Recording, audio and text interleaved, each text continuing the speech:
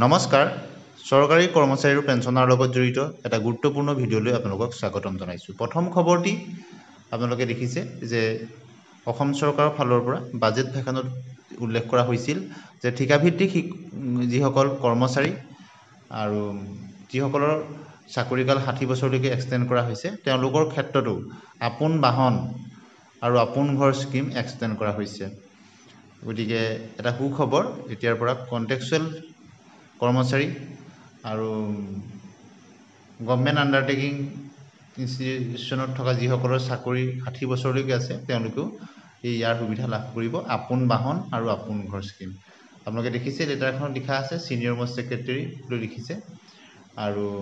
Secretary of the government of আছামৰ ফালৰ পৰা বিষয়টো দিছে যে regarding the data of regular employees of PSU, regular employees of PSUত থকা এণ্ড দি কণ্টেক্সুৱেল এমপ্লয়িজসকলৰ ডাটা বিচৰা হৈছে for up to 60 years of service, 60 yearsলৈকে যাৰ চাকৰি আছে পাব্লিক ছেক্টৰ আণ্ডাৰটেকিঙত। With reference to the subject cited above, I am directed to inform you that the budget speech of 2025 and 26 the government has announces the continuation of the Apun Bahon and Apun Ghor scheme to the year 2025-2026 আৰু Apun Ghor Apun Bahon scheme to 25-26 থাকিব। Additionally, the benefits under this scheme is proposed to be extended up to 60 years of service. The 60 বছৰলৈকে service থকা সকলে পাব contractual আৰু public sector আণ্ডাৰটেকিঙৰ কাৰণে। আৰু ইয়াৰ 7 এপ্ৰিললৈকে আগতে তথ্যখিনি বিচৰা হৈছিল, যদিও এতিয়া যেটো ইলেকশ্যনৰি চলি আছে গতিকে কন্টেক্সুৱেল এমপ্লয়িজসকল যিসকলৰ 60 বছৰলৈকে চাকৰিকাল বৃদ্ধি কৰা হৈছে বা পাব্লিক ছেক্টৰ আণ্ডাৰটেকিং সকলো এই দুটা আঁচনিৰ সুবিধা ল'ব পাৰিব, আপোন বাহন আৰু আপোন স্কিম। গতিকে অত্যন্ত এটা সুখবৰ। এতিয়া আমি আহিছোঁ দ্বিতীয়টো খবৰলৈ। দ্বিতীয়টো খবৰ আপোনালোকে এখন দেখিছে অফিচিয়েল লেটাৰ। ইয়াত বিচৰা অফিচিয়েল লেটাৰখন আহিছে ডাইৰেক্টৰ অফ এলিমেণ্টাৰী এডুকেশ্যন আছামৰ ফালৰ পৰা আৰু আহিছে দেখিছে district elementary education inspector of schools Karbi Anglong এনে দেখিছে আৰু ডিষ্ট্ৰিক্ট প্ৰাইমেৰী এডুকেশ্যন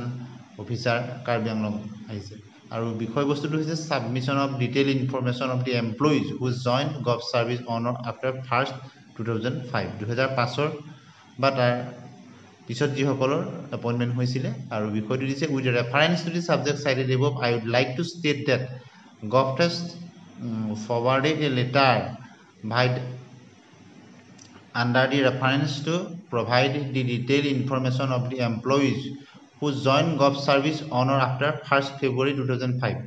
অৰ্থাৎ এইসকল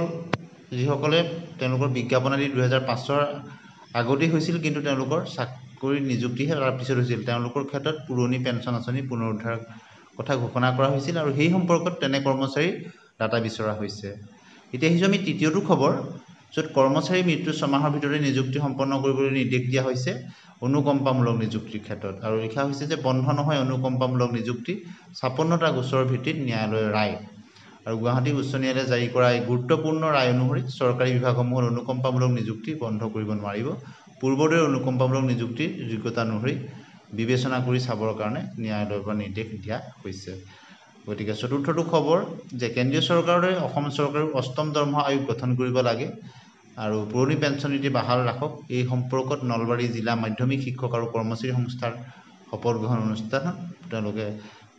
চৰকাৰলৈ প্ৰস্তাৱ প্ৰেৰণ কৰিছে। আৰু পঞ্চমটি খবৰলৈ আহিছোঁ যে 2026 চনৰ বিধানসভা নিৰ্বাচনৰ পূৰ্বে পদ প্ৰাদেশিকৰণৰ প্ৰক্ৰিয়া সম্পন্ন কৰাৰ দাবী জনোৱা হৈছে, অৰ্থাৎ তেওঁলোকৰ পদসমূহ যাতে অতি সোনকালে প্ৰাদেশিকৰণ কৰা হয়। এতিয়া ষষ্ঠটো খবৰলৈ আহিছোঁ, এখন অফিচিয়েল লেটাৰ আপোনালোকে দেখিছে office of the director of secondary education আছামৰ ফালৰ পৰা আহিছে, ডাইৰেক্টৰ অফ ছেকেণ্ডেৰী এডুকেশ্যন আছামৰ ফালৰ পৰা আহিছে to the inspector of school all. বিষয়বস্তুটো হৈছে regarding submission of the list of the office assistant junior assistant of define government provincial secondary school who R presently drawing the grade pay off 6,200। যিসকল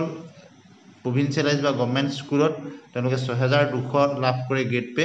junior এছিষ্টেণ্টৰ data বিচৰা হৈছে, যিটো আপোনালোকে জানে মুখ্যমন্ত্ৰী মহোদয়ে ঘোষণা কৰিছিল যে আলোচনাত যে যিসকল গ্ৰেজুৱেট কৰ্মচাৰী যিসকলৰ এণ্টি কোৱালিফিকেশ্যন গ্ৰেজুৱেট হয় তেওঁলোকক গ্ৰেজুৱেট পে প্ৰদানৰ কথাটো চৰ্চাত আছিলে। সেই সম্পৰ্কতে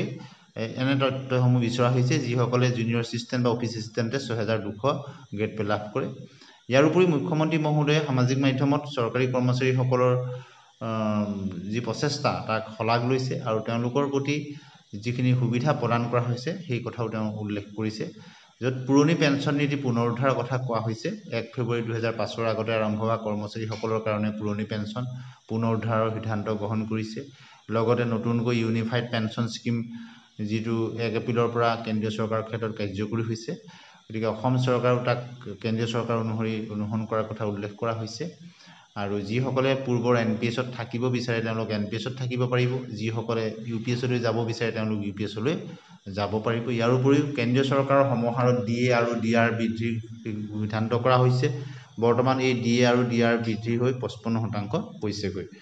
আৰু আপোনালোকে নিশ্চয় এই কথা অৱগত হৈছে গতিকে কেন্দ্ৰীয় চৰকাৰৰ সমাহাৰত ডিএ আৰু ডিআৰ অসম চৰকাৰে প্ৰদান কৰি আহিছে সেই বিষয়েও তেওঁ সামাজিক মাধ্যমত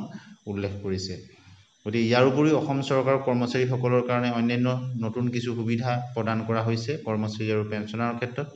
য'ত আছে সামগ্ৰিক কিছু বীমা কভাৰেজ ৰাজ্যিক কৰ্মচাৰী আৰু তেওঁলোকৰ ওপৰত নিৰ্ভৰশীলসকলৰ সুৰক্ষাজনিত দিশ নিশ্চিত কৰিবলৈ কৰ্মচাৰীসকলৰ কাৰণে শূন্য ব্যয়ত এক সামগ্ৰিক বীমা কভাৰেজ আঁচনি আৰম্ভ কৰিছে অসম চৰকাৰে য'ত ন্যূনতম 1 কোটি টকাৰ ব্যক্তিগত দুৰ্যোগ ঘটনাৰ বীমা কভাৰেজ আছে আৰু য'ত 2 কোটি টকালৈকে বিমান দুৰ্ঘটনাৰ বীমা কভাৰেজ অন্তৰ্ভুক্ত আৰু 1 কোটি টকালৈকে য'ত স্থায়ী সম্পূৰ্ণ বিকলাংগতাৰ কভাৰেজ আছে 80 লাখ টকালৈকে স্থায়ী আংশিক বিকলাংগতাৰ কভাৰেজ অন্তৰ্ভুক্ত কৰা হৈছে আৰু ন্যূনতম 10 লাখ টকাৰ টাৰ্ম বীমা কভাৰেজো অন্তৰ্ভুক্ত কৰা হৈছে ইয়াৰ উপৰি চিকিৎসা বীমা সকলো ৰাজ্যিক চিকিৎসা মহাবিদ্যালয় আৰু হাস্পতাল Assam Cancer Care Foundation B Borooah কৰ্কট প্ৰতিষ্ঠানৰ কৰ্মচাৰীসকলৰ বাবে আয়ুষ্মান অসম মুখ্যমন্ত্ৰী লোকসেৱক আৰোগ্য যোজনাৰ যি অধীনত নগদবিহীন চিকিৎসা ব্যৱস্থা কৰা হৈছে বাসস্থান আৰু পৰিবহণ সমৰ্থনৰ ক্ষেত্ৰতো কোৱা হৈছে ইয়াৰ উপৰিও অসম চৰকাৰে পোষণ ৰান্ধনি আশা অংগনবাদী কৰ্মী সহায়িকাসকলৰ তেওঁলোকক 1 অক্টোবৰৰ পৰা দৰমহা বৃদ্ধিৰ লগতে এককালীন সাহায্য প্ৰদানৰ কথা ঘোষণা কৰা হৈছে আৰু সৌৰশক্তিৰ ক্ষেত্ৰতো 3 কিলোৱাটলৈকে যি সাবসিডি দিয়া হৈছে ফাৰ্স্ট কাম ফাৰ্স্ট বেচিছত প্ৰদান কৰা হৈছে তেওঁলোকে সেই সুবিধাও ল'ব পাৰিব ইয়াৰ উপৰিও